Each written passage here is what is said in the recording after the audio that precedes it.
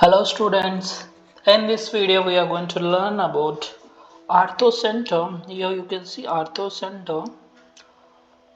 Orthocenter is nothing but what we have defined here. It is the intersection of all three altitudes of a triangle. Altitudes of a triangle. What is the meaning of altitude means? It is a perpendicular drawn from the side of a triangle to the opposite vertex. You can see here we have three altitudes here: AD, BF and CE. These are the three altitudes we have drawn here. So this intersection point is nothing but we call it as a orthocenter. Okay. Unlike previous centroid formula, we do not have any direct formula to find orthocenter of a triangle. Okay, we have to find equation of altitude AD, BF, CE. Okay, and then we have to find its intersection point, that is nothing but orthocenter of a triangle we call. Okay, here we have vertices of A is 2, 3, B is -4, 2, C is 1, 3. Then we have to find orthocenter of this triangle. For that, first what I am going to do, I am going to find AD line here. AD line I am going to find here. For that, we can see here what I have done here. First I will be finding slope of BC.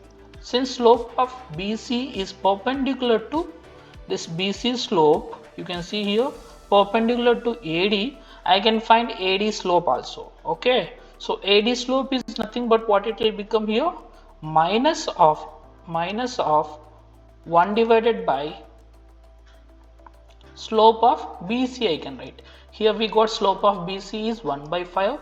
I can replace that 1 by 5 here, so that I'll get slope of AD is -5. Once you know the slope of AD, we have the point also A 2, 3. Now I can find equation of AD having the slope -5 and passing through the point 2, 3. So I got the line here, 5x plus y is equals to 13. So now equation of EC. For that, what I have to find? I have to find slope of EC. This is the line. So slope of AB I have to find. Slope of AB I have to find. So slope of AB is nothing but 1 by 6, and slope of AC is nothing but EC is nothing but -1 by 6.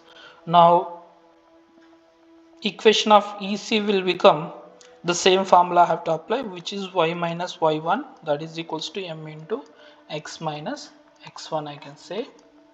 Okay, after that what I am going to have here, next equation 1 and equation 2 if I solve, I will be getting the intersection point, okay, which is -4, 33. This is a required point. Okay, everyone knows how to solve the system of equation. How we have to solve means just we have to eliminate the same variable coefficient. Since we have y coefficient same here, I have subtracted so that it gets cancelled. I'm having only x value here. X value is nothing but 4 and then -4. So and then I have to substitute back this in equation 1 so that I'll get here y value, which is y is nothing but 33. So therefore this is the required point I'm having. Okay, so this is orthocenter of a triangle. Let's move on to circumcircle of a triangle. So circumcircle of a triangle is obtained by drawing three lines which are drawn from midpoint of a side of a triangle to the opposite vertex. Also this is perpendicular. Okay, also this is a perpendicular. So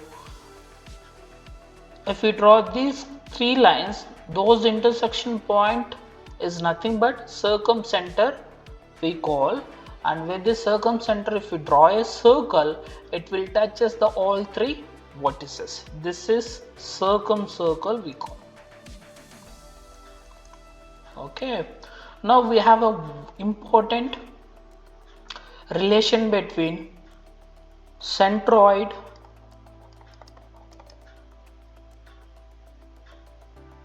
orthocenter and circumcenter. Okay, so centroid I'll be denoting it as G, orthocenter is L, and circumcenter is C. Okay, we have this 3 points will lies on a same line. Okay, this is something like a very miracle thing. So this observation we have done, so done by mathematician or some research scholars have done this thing.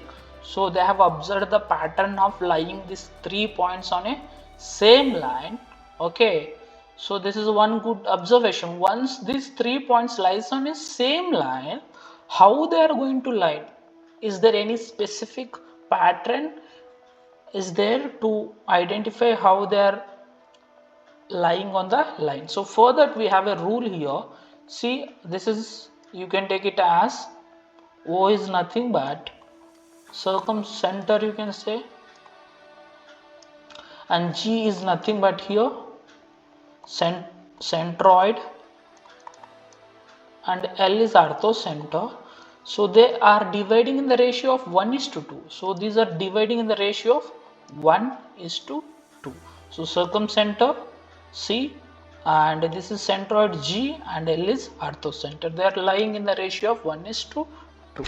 Okay, if you know these 2 points C and L, you can obtain G also. What is the section formula? Section formula we have already know that if M is equals to 1 and N is equals to 2, so that is this G is dividing CL in the ratio of M:N, and we have the point here. The point, what are the points we have here? x1 comma x2, and this is another point y1 comma y2 I can write here. Otherwise you can take here the points as x1 y1, x2 y2, it would be more comfortable. x1 y1, x2 y2, then G is nothing but M of x2 plus N of x1 divided by M plus N, and M of y2 plus N of y1 divided by M plus N. This is the section formula we call. Okay, G point to identify what formula we have to apply here. This is the formula we have to apply here.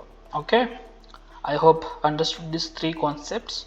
If you have any doubt, just type in the comment box, and please subscribe so that I can make this kind of videos. Thank you for watching.